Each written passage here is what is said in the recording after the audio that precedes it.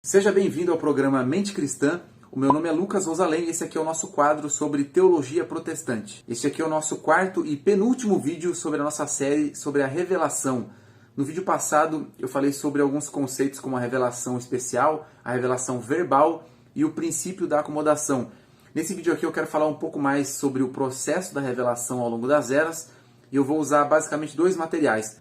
Um deles é esse pequeno livro aqui de 60 páginas. Ele é o primeiro volume de uma série de 3 volumes sobre a Confissão de Fé Presbiteriana, a denominação que eu faço parte, que é a vertente, uma das vertentes principais da Reforma Protestante. Talvez você já tenha ouvido falar do Augustus Nicodemos. Bom, ele é pastor nessa denominação. O outro material que eu vou usar é um livro chamado Eu Sou, do teólogo Heber Campos, e é com um comentário dele que eu quero começar aqui sobre a autorrevelação de Deus. Bora lá? A verdade de Deus, que esteve escondida em sua mente desde a eternidade, precisava ser comunicada aos homens, a fim de que eles pudessem conhecer alguma coisa a seu respeito. Nesse processo histórico, a revelação foi o primeiro passo dado por Deus para que a sua verdade chegasse a nós. Para que as suas criaturas conhecessem a verdade de modo inteligível, era necessária a ação reveladora de Deus em palavras. Então vamos lá. Quando a gente fala da revelação, a gente está falando de um conjunto de informações, certo? Nos primeiros vídeos aqui dessa série, a gente viu que a própria natureza revela a existência e a glória de Deus, enquanto a consciência humana ela evidencia que existe um padrão moral absoluto, uma maneira correta de viver, mas que as pessoas naturalmente rejeitam essas percepções ou, quando não rejeitam, acabam fazendo no máximo religiões falsas. Elas são falsas porque não conseguem salvar as pessoas que criaram as religiões. E o motivo disso é que a nossa natureza limitada e caída não permite que a gente conheça o suficiente de Deus por conta própria. Mas sabendo disso desde o início, Deus teve um plano para reconciliar a humanidade com Ele, e aos poucos Ele foi revelando como isso tudo ia acontecer. Então veja bem, a Bíblia ela não é a própria revelação de Deus, ela é o registro dessa revelação. A Bíblia é a revelação escrita, tá? E por que houve um registro da revelação? Justamente para a gente ter a revelação completa e inerrante da vontade de Deus e disso que a gente chama de plano de salvação. É por isso mesmo, pela natureza e pelo propósito da Bíblia, que nós protestantes vamos dizer, por óbvio, que a gente crê somente como adequada aquela revelação que está na Bíblia. Ou seja, nós cremos que é somente através das Escrituras que a humanidade consegue ter um relacionamento com Deus, consegue ter um conhecimento correto de Deus, por exemplo, livre de superstições. E aqui eu preciso esclarecer algumas outras coisas, porque, veja bem, a Bíblia não caiu pronta do céu, né? Ela não caiu no nosso colo pronta, do jeito que ela está hoje. A revelação que Deus fez de si mesmo, ela foi dada não de forma completa de uma vez só, mas ela foi dada aos poucos, de forma gradual, ou de forma progressiva. E esse é mais um daqueles conceitos básicos que eu preciso apresentar aqui, que é o conceito da revelação progressiva. E como foi que essa revelação aconteceu? Bom, no começo, Deus falava diretamente ao primeiro casal, Adão e Eva. E as coisas que Deus contou de si mesmo para esse casal, o casal contou para os seus filhos. Uma prova que a gente tem disso é que os filhos de Adão e Eva já faziam sacrifícios muito antes da lei mosaica. É claro que eles sabiam muito pouco, né? E depois disso, Deus continuou falando com pessoas específicas. Pouco a pouco, ele foi revelando mais detalhes da sua vontade, principalmente de como ele faria para reconciliar pecadores com a Trindade. E foi indo assim de pouquinho em pouquinho até chegar nos tempos de Moisés, milênios depois de Adão e Eva, que foi quando finalmente a revelação começou a ser registrada. Numa outra série minha eu escrevi o seguinte: primeiro Deus revelou sua lei gravando informações em tábuas de pedra. Posteriormente, ele confirmou a autoridade concedida aos profetas por meio de milagres. Veio até o seu povo através de teofanias, anjos, sonhos e visões, e por fim, pelo seu próprio Filho, Jesus. Progressivamente, Deus comunicou ao seu povo, no curso dos séculos, as verdades necessárias à salvação. Deus falou através de Noé, Moisés, Davi, Salomão, dos profetas, dos apóstolos e de Jesus.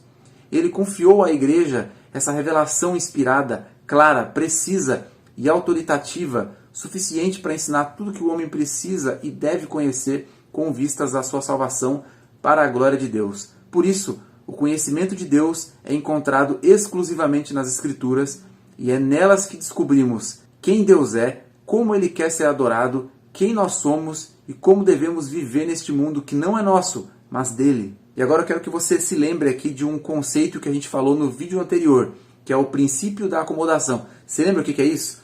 Basicamente é que, por causa das limitações humanas, Deus precisou se revelar verbalmente a nós. Mas a acomodação de Deus na revelação, ela vai muito além disso, né? Como, por exemplo, quando você vê passagens bíblicas dizendo que Deus estende a sua mão, ou que Ele está com os ouvidos atentos para ouvir as nossas orações. É claro que essas passagens não são literais. Deus não precisa de ouvido, Deus não tem um corpo humanoide igual ao nosso. Essas passagens estão tentando descrever as ações ou até os sentimentos de Deus de uma forma que faça sentido para a gente. A gente pode dizer que esses textos, essas passagens, essa maneira de falar, é uma acomodação, se não ao nosso intelecto, pelo menos ao intelecto do primeiro público das passagens, do destinatário original de cada passagem. Então isso aí que é o princípio da acomodação. Mas ao lado desse conceito, a gente tem um conceito que eu falei agora há pouco, que é o da revelação progressiva.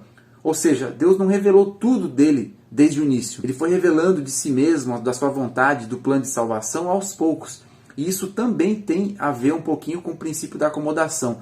Quando você vê, por exemplo, informações ou assuntos lá no Antigo Testamento que são pouquíssimo claros, mas que quando a gente chega no Novo Testamento os mesmos assuntos parece bem simples. Ou, por exemplo, quando você vê no Antigo Testamento milagres, rituais, cerimônias, festas sagradas, coisas desse tipo aí, isso significa que Deus, aos poucos, ele estava tentando construir toda uma mentalidade no povo hebreu, ele estava construindo uma cultura para os hebreus, preparando aquele povo para que eles conseguissem entender quem Deus é, quem eles eram e qual era o propósito de Deus para eles como nação, que era basicamente carregar a semente do Messias até o seu nascimento.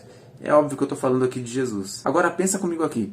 Será que, já que a revelação de Deus ao povo foi dada progressivamente, foi dada aos poucos, será que isso significa que Deus salvou seu povo cada vez de uma maneira um pouco diferente? E a resposta é não. Por quê? Porque o único caminho para a reconciliação da humanidade com Deus sempre foi Jesus, sempre foi o Cristo. E as pessoas do Antigo Testamento, elas simplesmente não sabiam quem seria o Messias. Muito menos que o Messias seria o próprio Deus encarnado que nasceria de uma virgem e morreria numa cruz para levar sobre si os pecados do povo de Deus. Eles não sabiam exatamente como Deus ia fazer isso aí. Aquelas pessoas do Antigo Testamento simplesmente confiavam em Deus e eram salvas pela fé. Elas obedeciam a Deus pela fé. Então a gente pode dizer que no Antigo Testamento Deus estava salvando pessoas com base na resposta delas ao conhecimento que elas tinham em cada época. A fé daquelas pessoas do Antigo Testamento era em algo que elas não podiam ver, que elas não sabiam direito como ia acontecer. Diferente de nós que já temos aqui toda a revelação completa e que já sabemos exatamente qual foi a forma de Deus para concretizar o plano da salvação historicamente. E não é à toa que eu estou chegando aqui no final desse quarto vídeo, indo para o último vídeo da série já, puxando esse assunto de Jesus, porque a pessoa e a obra de Jesus são tanto o motivo quanto o próprio conteúdo da revelação que foi registrada desde o Antigo Testamento. Por isso que a gente diz na teologia protestante que toda a Bíblia aponta para Cristo. Esses materiais todos que eu usei aqui, eu vou deixar os links na descrição, junto com os links de 3 vídeos também.